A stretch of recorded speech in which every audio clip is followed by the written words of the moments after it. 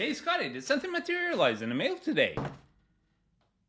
Oh my god, that's awesome! Let's unbox it! Hello everybody, I hope you're having a wonderful day today. Today, Scotty and I are going to have a wonderful look inside of the next Doctor Who Commander deck. We've already reviewed two of them. We've reviewed the Timey-Wimey deck and the Paradox one, and now we're diving into the Masters of Evil deck. So this is gonna be basically the villains of Doctor Who. Thank you very much, Scotty, for that intro. So we've been enjoying these decks. Unfortunately, like from what we've seen so far, the decks seem to be a jack of all trades, king of none, and the ideas of the commander are extremely fun and underutilized. There's so much potential with those commanders, and I think the upgrading would be much better overall for most people. But anyway, let's see what this one has in store for us. Now, for anybody who's new to our videos, first off, welcome, but secondly, we go in full depth of the whole entire deck. We look at each card and how they synergize with the commander proper. So we read out each card, and then at the end, we score the deck out of 10 to see how good of a precon is the deck straight out of the box. So that's the gist of it. Now, the Masters of Evil is a Grixis deck. Very interesting, of course, and the colors of evil. And of course, as usual, I iterate that I do not know too much about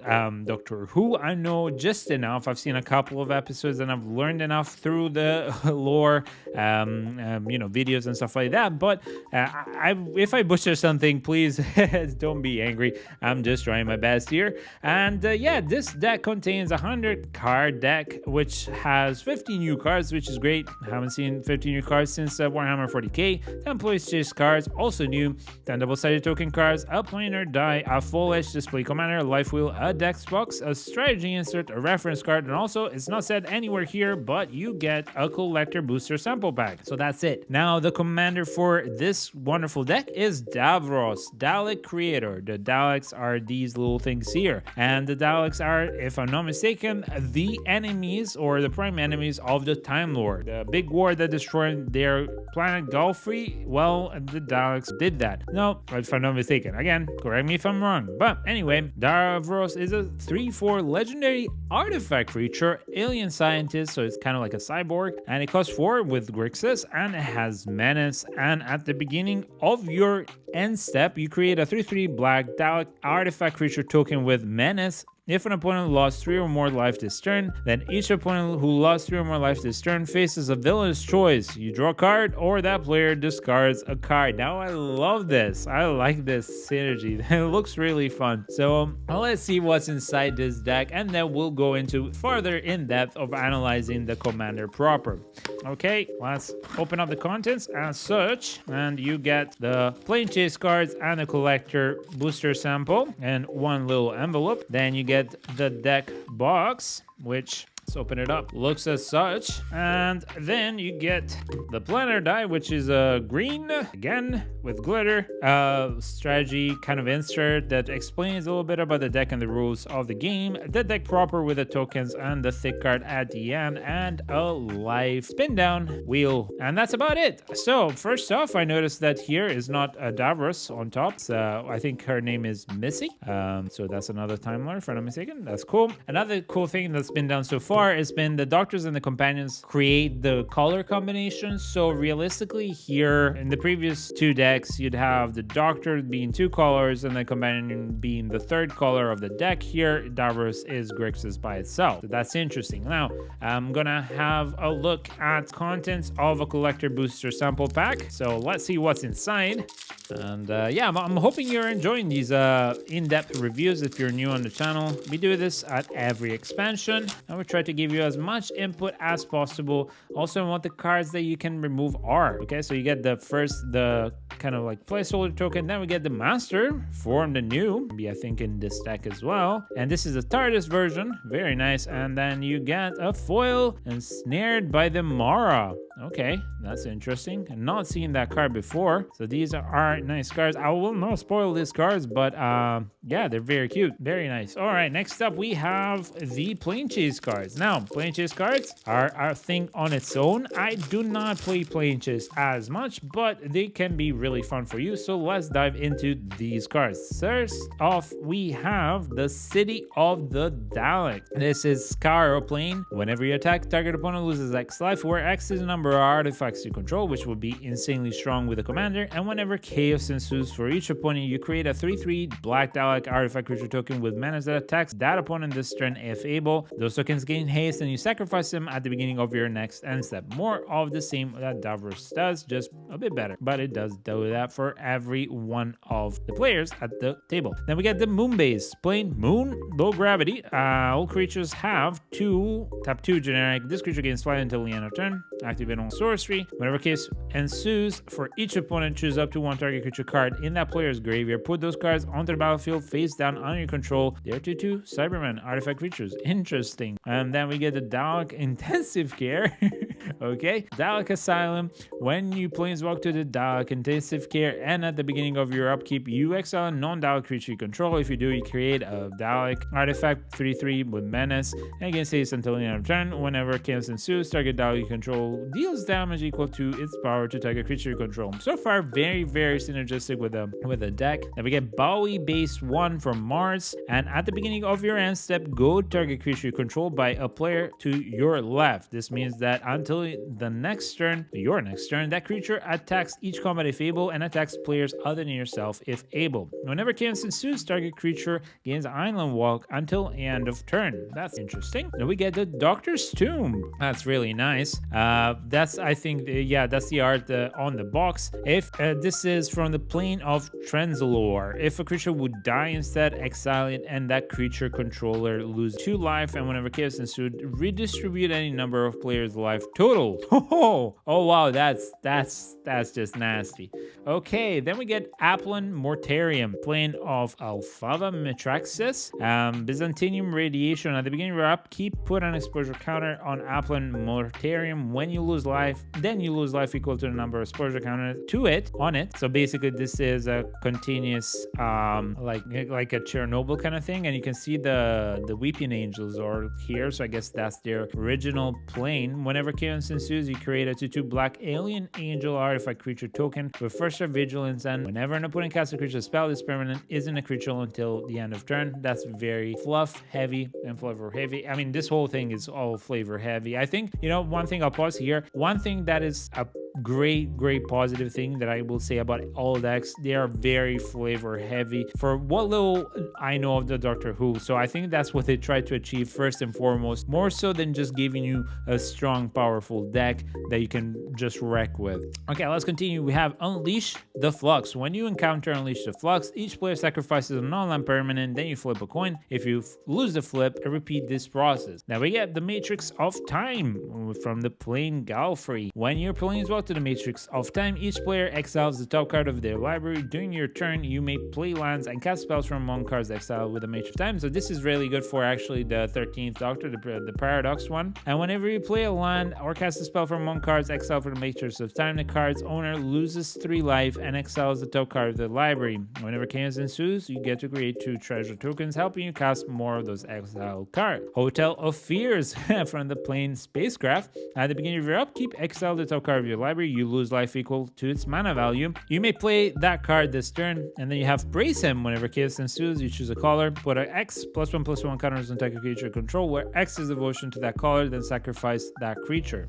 Interesting. Then we have Mondasian Colony Ship, which is whenever a creature attacks, it gets +1/+1 until the end of turn for each other creature it controls that shares a creature type with it, so tribal. Whenever chaos ensues, turn target creature face down, it becomes a 2/2 Cyberman artifact creature. So basically, yep, very in theme with that. Very fun. Very in theme with the deck. Absolutely. Now, let's have a look at the insert a little bit. You can pause at any point, and it will explain to you a little bit about the rules of Commander, a little bit about the deck itself, about PLANECHASE, and then you have Missy and Davros. So Missy is going to be the general of the deck, and a little bit about the colors here and how they were represented to represent the theme and the flavor of Doctor Who and its characters. Okay, so that's it. Let's have a look at the deck proper. I will dive in straight away. Okay, so let's have an in-depth look at Davros. So it's a token creator, a creature token creator, and in a way a tribal, because Daleks are going to be there at the beginning of your end step. So you continuously bump out Daleks with Menace, which is very strong. I will say that Menace is very, very strong, especially in game. And if you can find a way to buff the whole entire board, that's going to be insane. On top of that, if an opponent lost 3 or more life, which again with Menace, and you can make them unblockable and so on and so forth, or just bump them to oblivion. If an opponent has lost life for each opponent, right, that has done so, you get to either draw a card or that player discards a card, and that opponent has to make that choice. And after a certain point, you're going to be drawing a lot of cards, because realistically, they don't want to be continuously losing cards from their hand if you build this deck correctly. So I think this is going to be hopefully one of the more simpler decks. That doesn't necessarily mean that it won't be too much of a jack of all trades going on, because again, when they're building precons, they're also trying to give you as much choice as possible, not only flavor wise, but also in how you could build a deck. So that's good. But I think if they could stick onto this one, because it also has Menace, if you could stick onto this one, they could be doing very good on this one. So let's see. Next up, we have Missy, which is the general of the deck. It's a 4/5 Time Lord Rogue. So this is one of the Time Lords that's gone rogue. It's kind of sad, actually. And it costs 6. Wow, that's a whooping 6 with the Grixis in the middle. And whenever it's a 4/5, whenever another non-artifact creature dies, return it to the battlefield face down, tapped under your control. It becomes a Cyberman artifact creature. So effectively, any creature that dies, including your, your creatures, but of course, it's not going to be the Daleks because they are artifacts. Unfortunately, it gets returned as a Cyberman. And again, I think this is more of the flavor of the deck being put here, because I think Cybermen are just people turned into Cybermen. And at the beginning of your end step, each opponent faces a villain's choice, another villain's choice. Each artifact creature you control deals 1 damage to that opponent, or you draw a card and chaos ensues. So that's very, very strong, because between the Daleks and the Cybermen, you're gonna have a lot of tokens, and this is the kind of place that this is a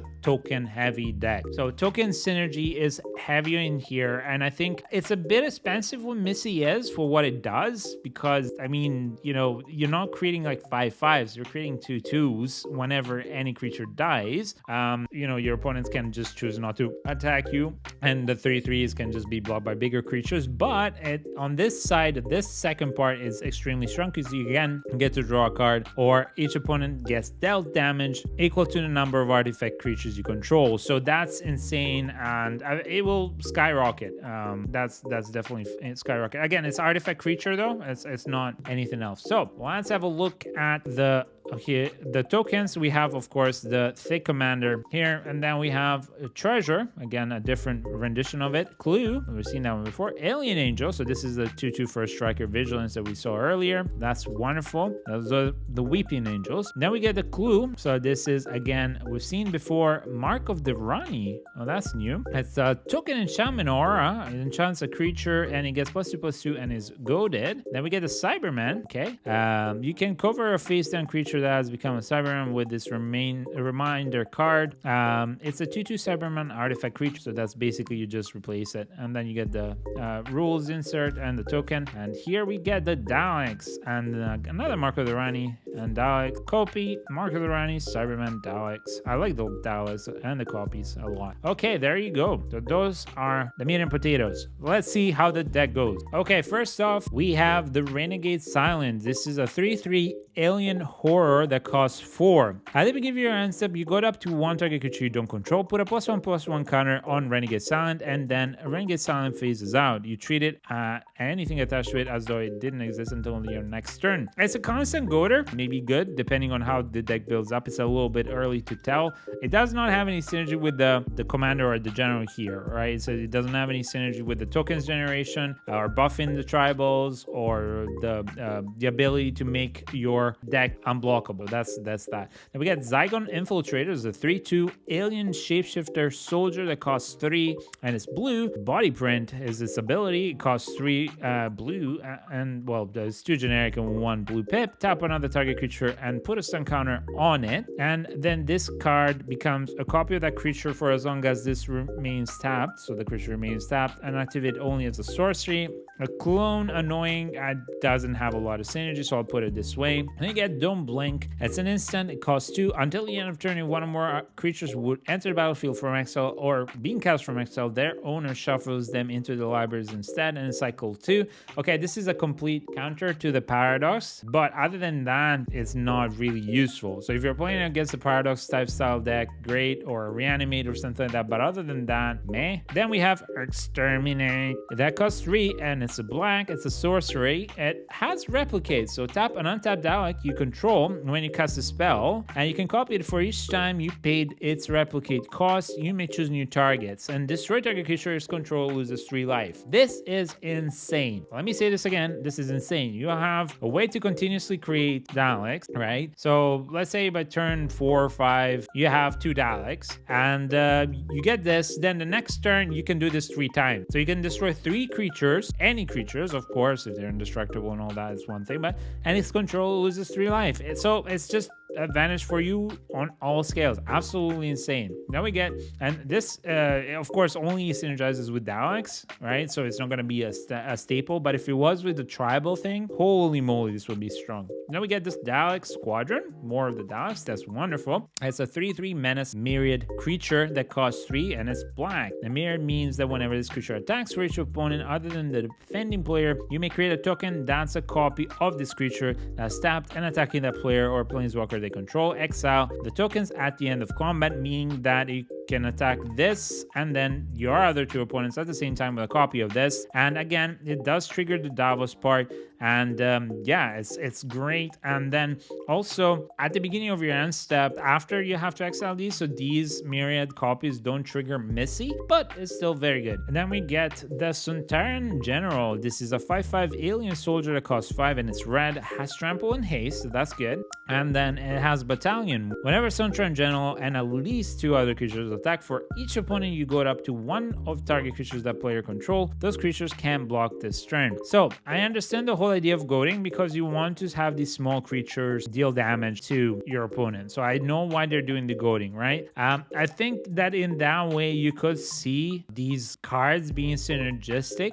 to the part where if the opponent lost 3 or more life this turn, then you get to create more Daleks. So I think yes, you can see these maybe as synergizing with the idea of goading. This though is not a good goader, so I'm gonna put it back here. I see now what they're trying to do, but it's not a great goader. This one is a bit better, because this is when you attack with 3 creatures, basically including him, you go up to 1 target creature this player controls, and that allows you to well, go get unblocked. And yeah, it's just decent. It's I prefer the red one over the blue one for sure. Next up we have Great Intelligence Plan. This costs 6, and it's Demir. It's a sorcery. You draw 3 cards, and target opponent faces a villainous choice. Again, with a villainous choice, I really love this theme. Target opponent faces the villainous choice of discard 3 cards, or you may cast a spell from your hand without paying its mana cost. Wow, that's insane. That is very, very good. It is very expensive, and I don't know if there's going to be a lot of ramp in here. You can definitely have ramp with the artifacts, but that's nasty. Next, we have the Cyberman Patrol. This is a 2/2 Cyberman that costs 2 generic. It's an artifact creature. Artifact creatures you control have afflict 3. So whenever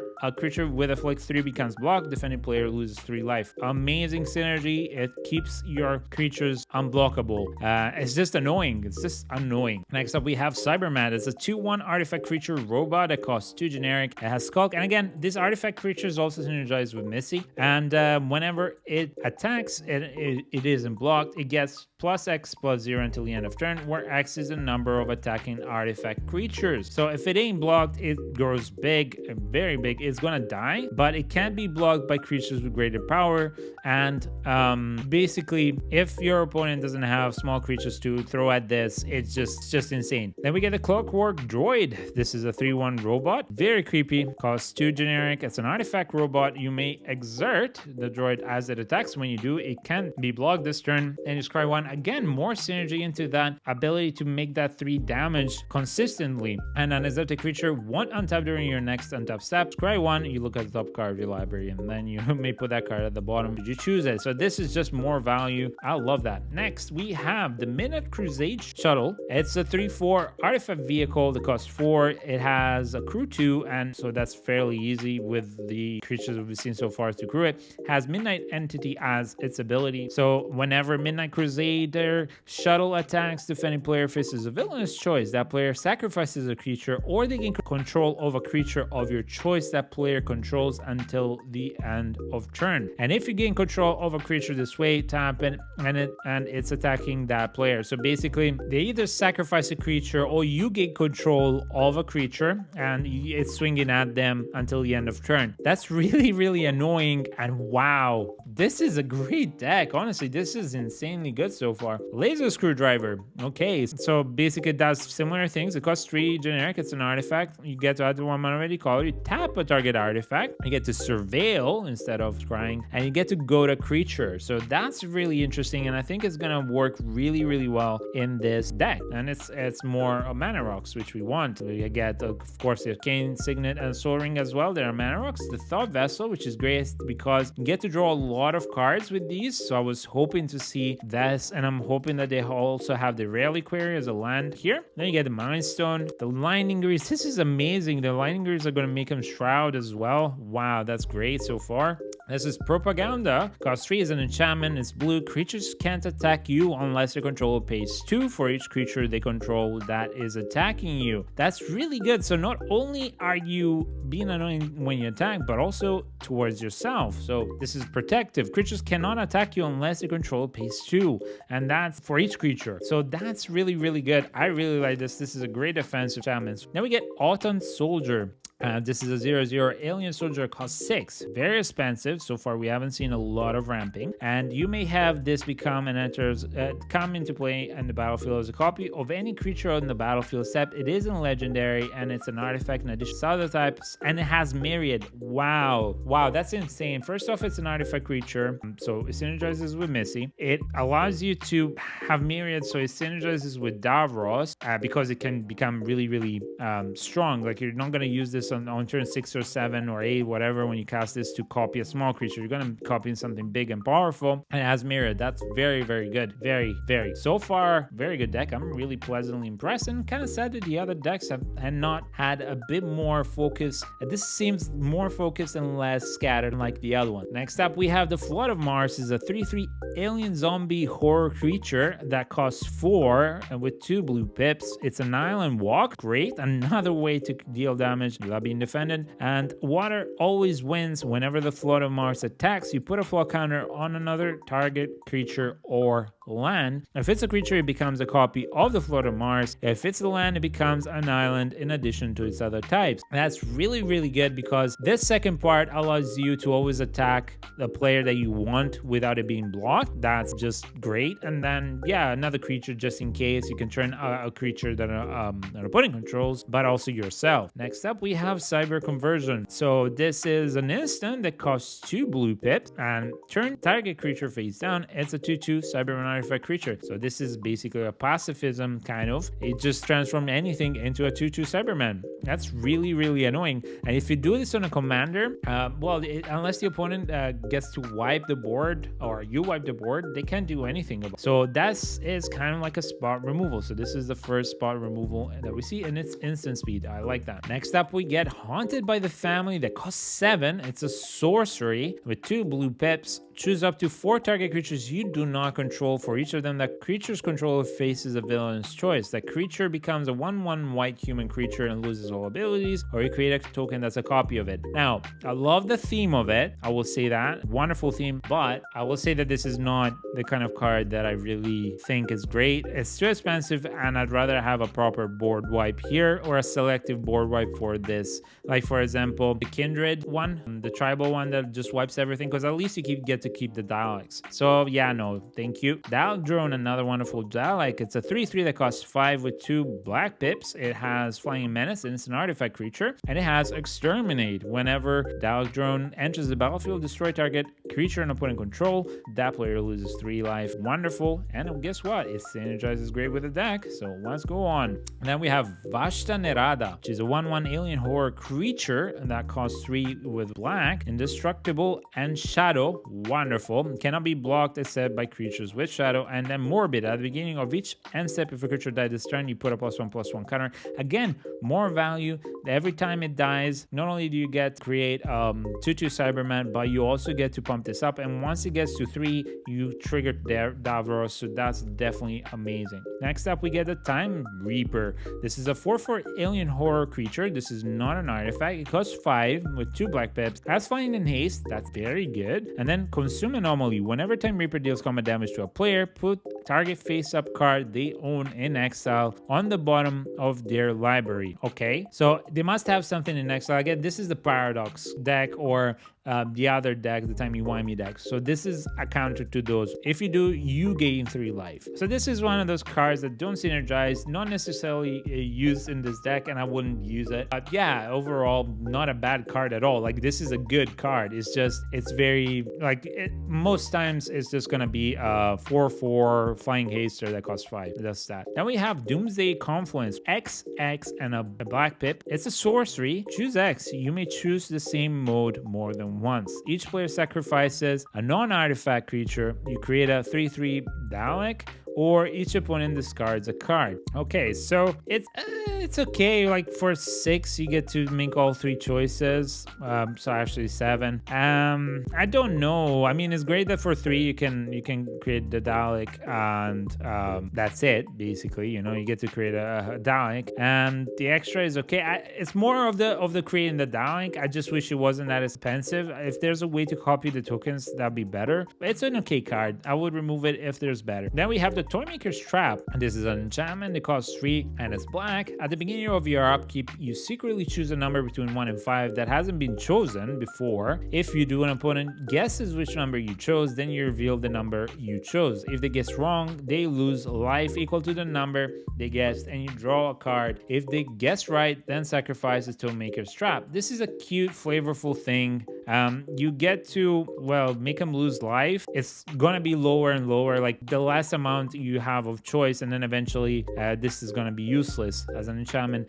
It's okay, but it's not great. I would remove it, get something better. And we have this Lord Turlo. This is a 2/5 legendary creature rogue. That is a cool thing behind him. I don't know what it is, but that's really creepy. And it costs 4 and it's black. And its first ability is deal with the Black Guardian. When Vizlor's Turlo enters the battlefield, you may have an opponent gain control of it. If you do, it's goaded for as long as they control it. And then at the beginning of your end step, you draw a card. Then you lose life equal to the number of cards in your hand. So this allows you to draw cards. So long as it's in your side, it's great. But the thing is, okay, so if you play yourself and you don't have it be controlled by an opponent, then you're gonna draw cards and then lose life equal to the number of cards in hand. So you constantly draw cards. That's great. That's not a problem, right? And then if instead you give it to your opponent, it becomes goaded, and it does just that. I don't like giving it's a Doctor's Companion, funny enough, but I don't like giving opponents advantages,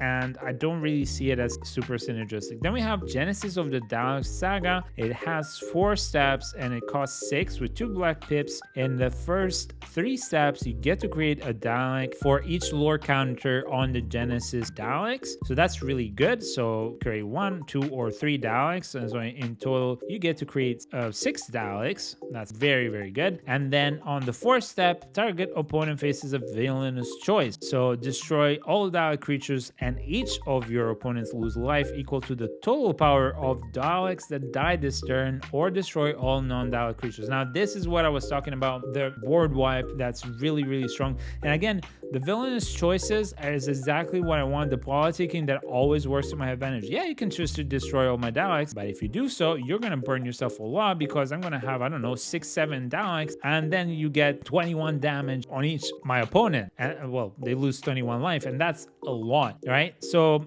this is an insanely good card. I really love this deck. Next up, this is How It Ends. This is 4-casting instant black. Target creature's owner shuffles it into their library, then faces a villainous choice. They either lose lose 5 life, or they shuffle another creature they own into their library. Very good spot removal. Very, very nice. Like, you get to either remove 2 cards or remove a card from play. Of course, it's shuffled back in. It's not exiled or anything like that. And they lose 5 life. Very, very good. Death in Heaven. This costs 4 and it's black and it's an enchantment saga. It has 3 steps. In the first 2, target player mills 2 cards, then exiles their graveyard. So this removes graveyards. Again, counter against, for example, the Paradox one, the Paradox deck. And then for the third step, pull all creatures cards exiled with Death in Heaven onto the battlefield, face down under your control. Their 2/2 Cyberman artifact. Amazing.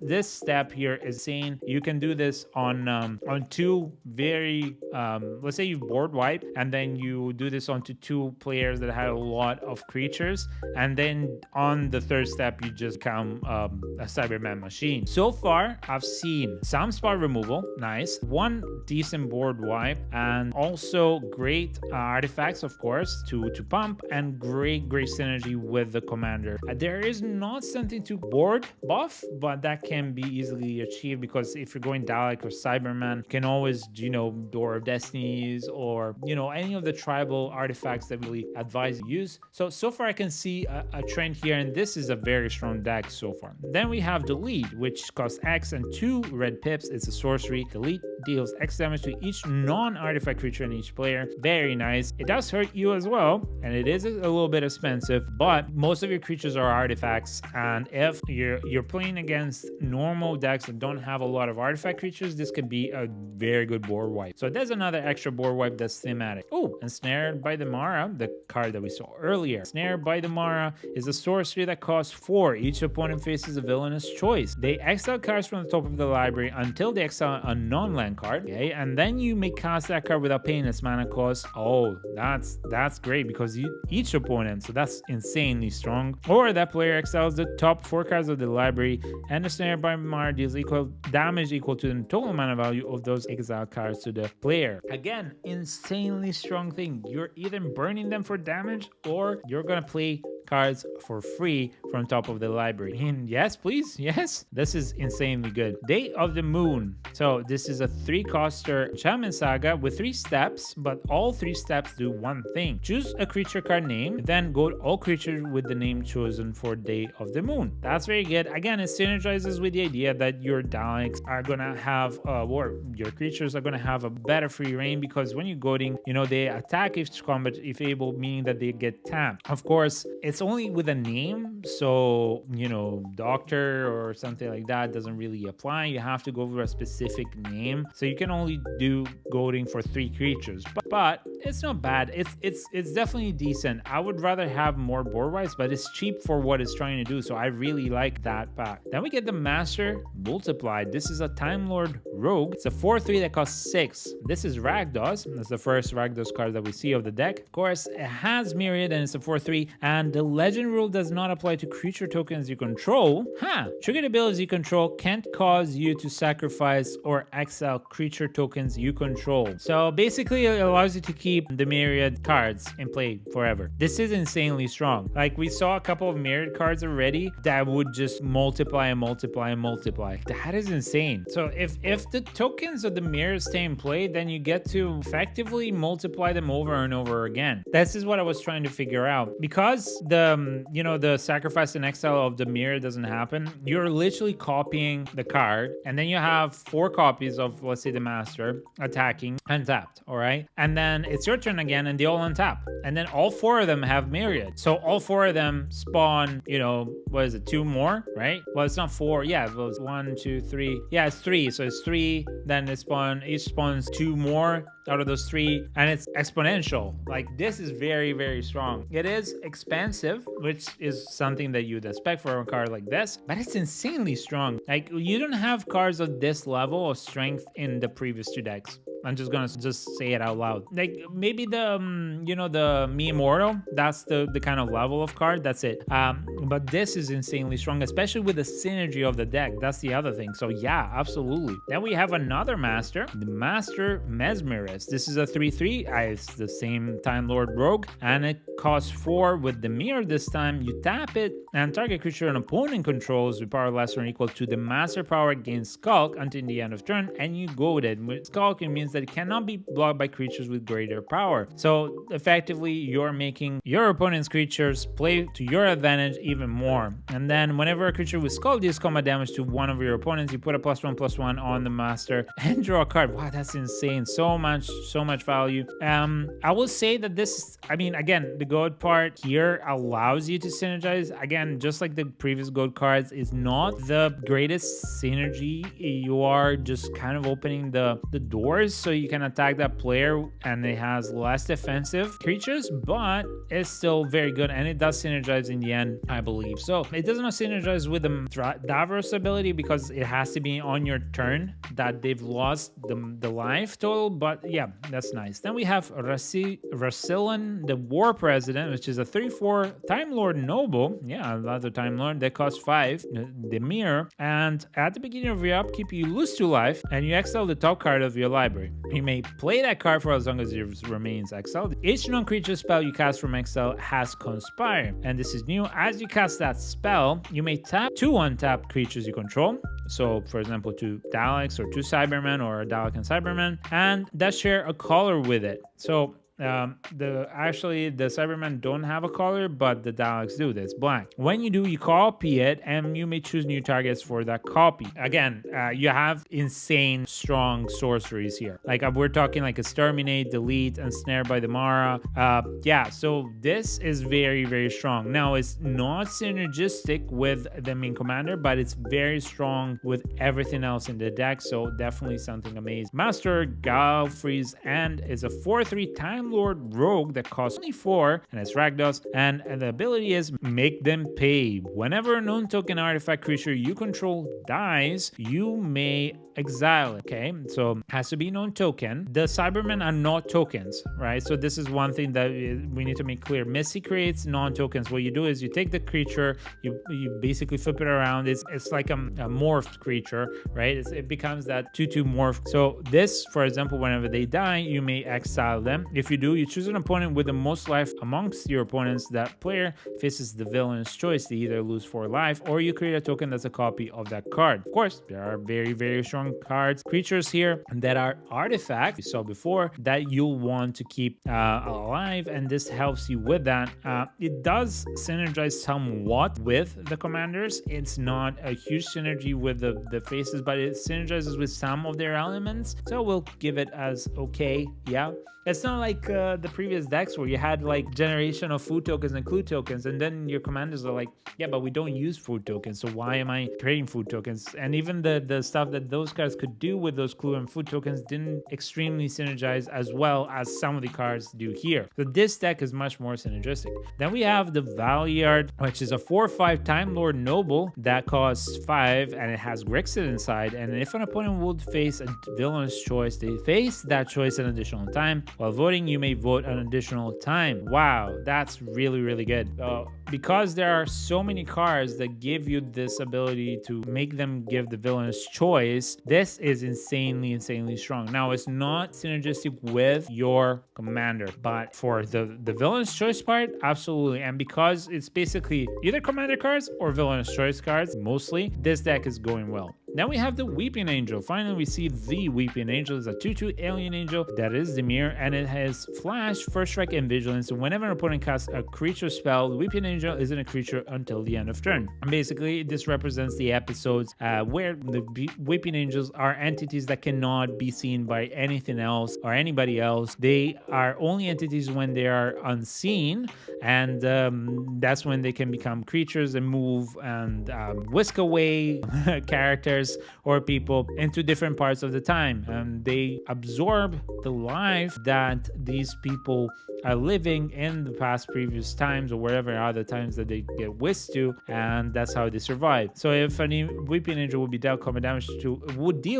to a creature, prevent that damage, and that creature's owner shuffles into the library. So that's what we were saying about that. And this again is something that if you can buff it somehow to bring it up to 3, then whenever you do deal combat damage to your opponents, you can trigger the Davros more quickly, more easily, because it also has first strike and vigilance. And on top of that, yeah, your opponents are not going to want to block this as much. So in a way, if you buff it, it could be synergistic, but because it isn't like that, you need to buff it first, right? So it's a 2/2, but it's an artifact creature and you can definitely do something with that. So it's definitely something amazing. Next, we have the Beast, Deathless Prince. This is a 6/6 demon legendary creature that costs 4 Rakdos. And when you cast a spell, you gain control of target creature until the end of turn. That's good. Then you get to untap it. It gains menace and haste until the end of turn. And then the Beast enters the battlefield tapped with 6 stun counters on it. So basically, you summon it, you get to control a creature that you want for a turn,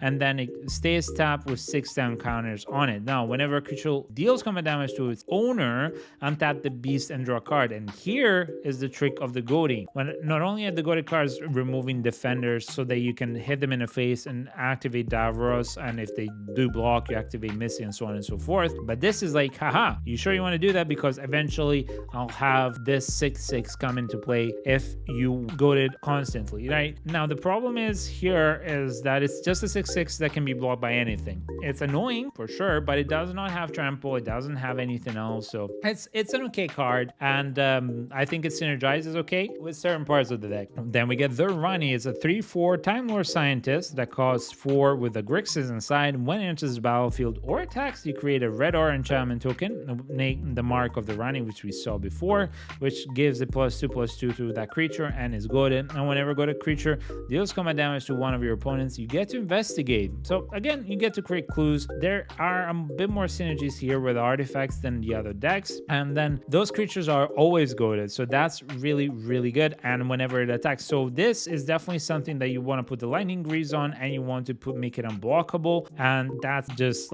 gonna steamroll your opponents. It's the goading part of the deck, but it's still very, very good. Next, we have Sycorax Commanders, a 4/2 alien soldier, costs 4 with Rakdos, has first strike and haste, and it has sanctified rules of combat. So first strike and haste is really good for being a 4/2. So when Sycorax Commander enters the battlefield, each opponent faces a villain's choice. That opponent discards all cards in their hand, then draws that many cards -1, or Sycorax Commander deals combat damage to that player equal to the number of cards in their hand. Yeah, it's very annoying. It's annoying for when it enters the battlefield. You can't really have it re-enter the battlefield that much that I've seen. You'd have to reanimate it. And yeah, you get to do 4/2 first striker, haster, that kind of synergizes with that. I think it's okay. It's cute about the villainous choice, but I think in here it doesn't really synergize as much, so I would change that. You could get better, stronger creatures to synergize, also because it's not an artifact, but it's okay. I see where they're going here. Cyber Controller is a 3/3 Cyberman that costs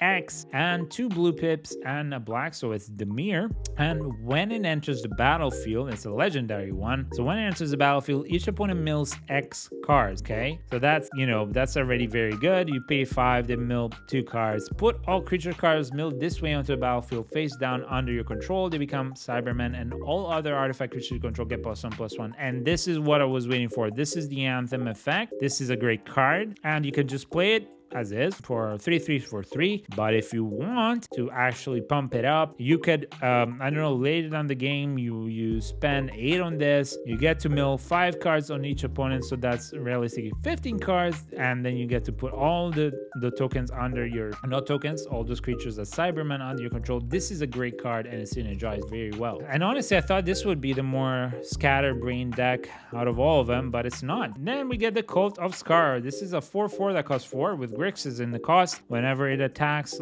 choose one at random and it's a legendary artifact creature. You can say they can sec fast. Okay, those are the 4 abilities. So with die, put a +1/+1 counter on each artifact creature you control. Again, amazing synergy. Or you can draw 2 cards. Amazing. Or you can create a black Dalek artifact, or each opponent loses 4 life. Are you kidding? This is insane. Wow. I mean, yeah, self-explanatory is just that strong, and it synergizes so much. Then we get the Dalek Emperor, which is a 6/6 that costs 7 with Rakdos in the cost, and it's a legendary artifact creature, Dalek. Now, this costs 1 less generic for each of the Daleks that you have. This affinity for Daleks and other Daleks you control have haste. At the beginning of your combat your turn, each opponent faces a villain's choice. Player sacrifices a creature they control, or you get to create another Dalek with menace. Of course, yeah, insane, super strong. Next up, let's see, Ashad the Lone Cyberman. This is a 3/3 that costs 4 with Grix as in a cost. Another legendary artifact creature. The first non-legendary artifact spell you cast each turn has casualty 2. That is, as you cast it, you may sacrifice a creature with power 2 or greater. When you do, copy it, and a copy of an artifact spell becomes a token. Whenever you sacrifice another creature, okay, which is again with the casualty part,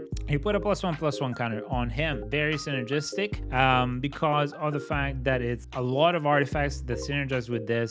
You have to cast them, so but you have seen that we have quite a bit of artifacts. Let's see, 1 second. Yeah, you have quite a lot of creatures that are legendary, at least 10, so that's really good. And you can do this. Of course, you basically just use the Daleks or any of the Cybermen. You stack them to basically create tokens of those creatures as they come into play. And yeah, of course, they're not legendary, but you get to have more of the same effect. And on top of that, whenever you sacrifice another creature, that can be any creature, you get counters on this guy. Very, very, very good. Next up, we have Blink. Oh, of course. Blink is a saga that costs 4 and it has the mirror in the cost. It has 4 steps. In the first 2, you choose target creature. Its owner shuffles it into their library, then investigates. Okay, so that's what the Weeping Angels do. That's not bad. They get a clue token and you shuffle some annoying creature twice. So you get 2 creatures out of the board. That's not bad. And then you create a 2/2 black alien angel artifact creature. That's a Weeping Angel. So it has first strike, vigilance, and whenever an opponent casts a creature spell, this card isn't a creature until the end of turn. So more Weeping Angels, more sack things, more just of the same thing. It's synergistic. I like it, and it's also some removal, and it's not that expensive, unlike some of the other sagas that we've seen in other decks. Now we have the Master Form, the new, which is a 0/1 Time Lord Rogue legendary creature that costs 2, and it's a Demir cost. Body Thief is its ability. When you cast this spell, you may exile a creature you control and put a takeover counter on it. So, for example, Ashad, I exile that, I put a counter on it, then you may have the Master enter the battlefield as copy the creature card in exile with a takeover counter on it. Okay, so it's not bad. It just becomes a Body Thief of another card that you control. I'd fail to see how it would be really, really strong because you have to exile it, and it's not for as long as you control him. So that card is exiled for good. It's just that this becomes a copy of that. So meh. Then we have the Cyberman Squadron. It's a 5/5 artifact creature that costs 7 generic, and non-legendary artifact creatures you control have myriad. Insanely good. Guess where it goes? Yes, right there. Then we get Cybership. It's an 8/8 vehicle that costs 6 generic and flying. So we're seeing some expensive costs. I think maybe the mana is a bit lacking here. We'll see.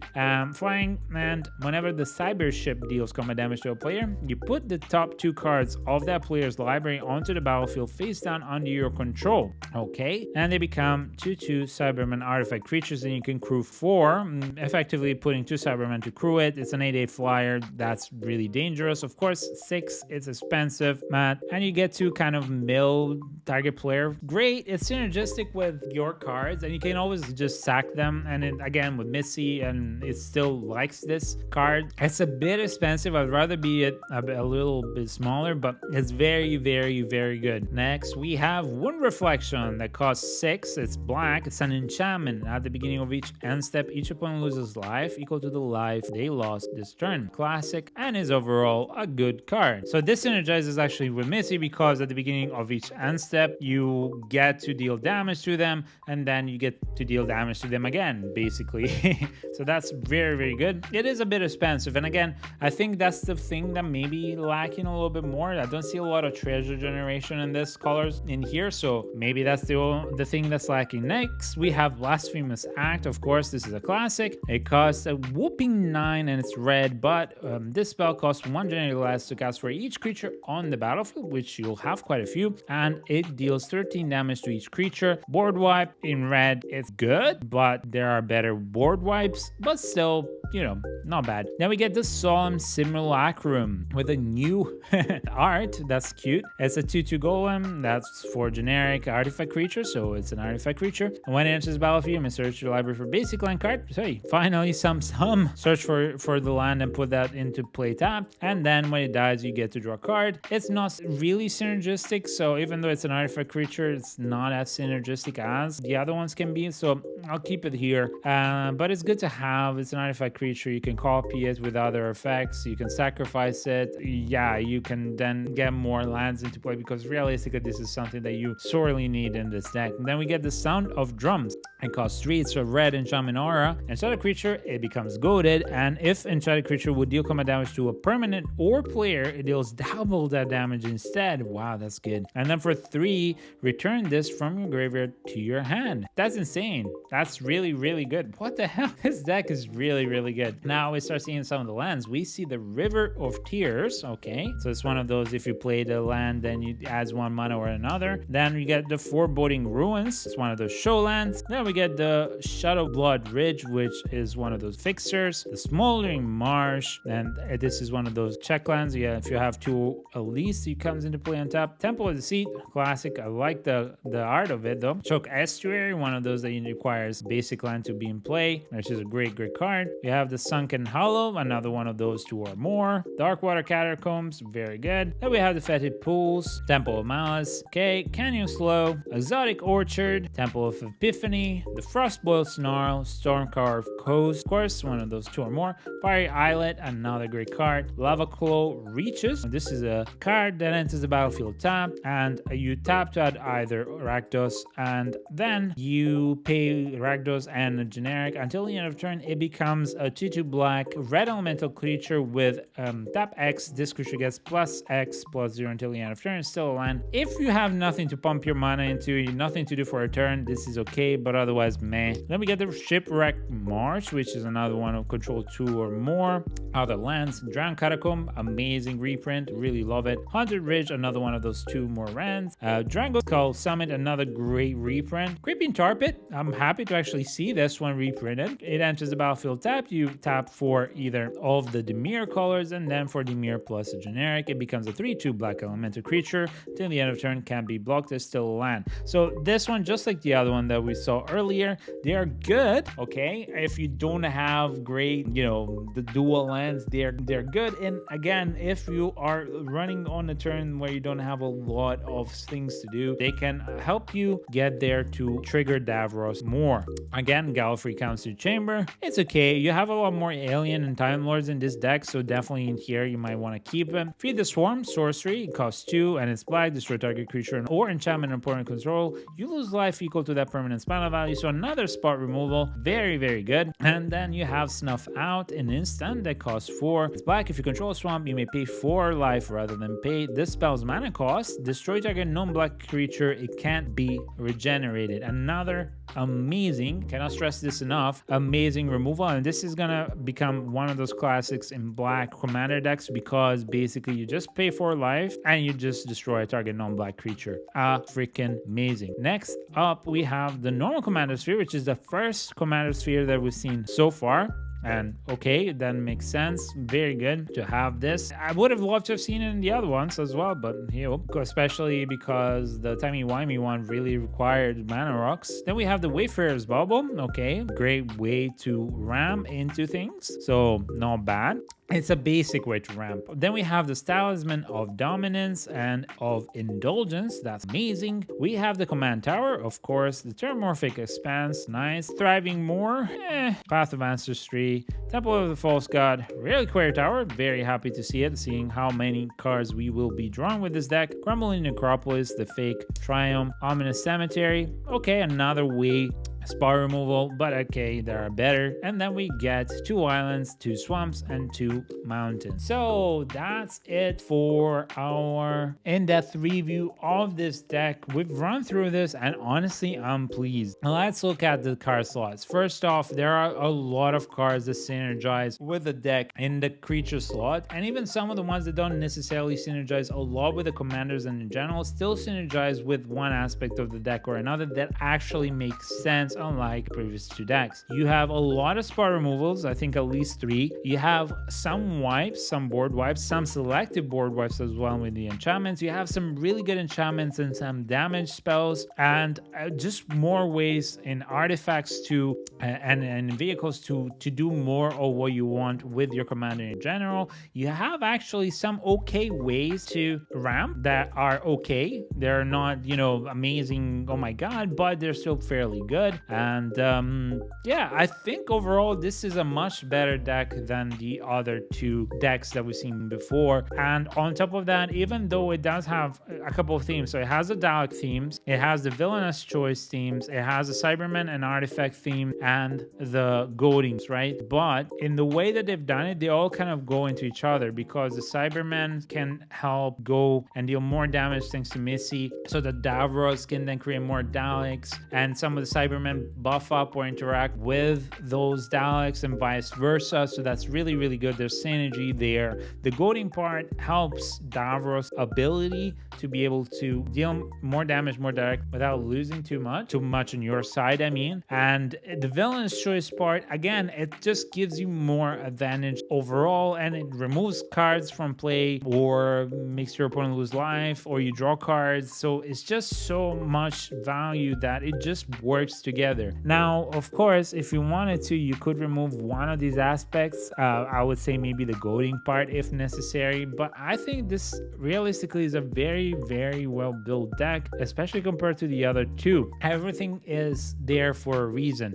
Yes, of course, you can upgrade a little bit the lands. You can definitely play a little bit more for the tribal, so you can upgrade a little bit more the tribal and put some anthem cards in there to make your Daleks that much more annoying, or your Cybermen, and you can definitely put some more ramp in the way of treasures or mana rocks. So that will all help you get to where you're going, and maybe some of the better board wipe removals. Again, we're not talking about a huge amount of cards that would need to be replaced, whereas the other decks really did need a lot. So I think I will stay at 7.5 out of 10 for this deck. I think that if it had a little bit more along the way of buffing, and maybe just a little bit less of the extra stuff, it's a bit more, it could go up to an 8, which is a very good score for a precon deck, in case you didn't know, for us. So I think 7.5 to 8, if you're really into the theme of the villains, this is the realistic score that we can give them. And it's a great deck, definitely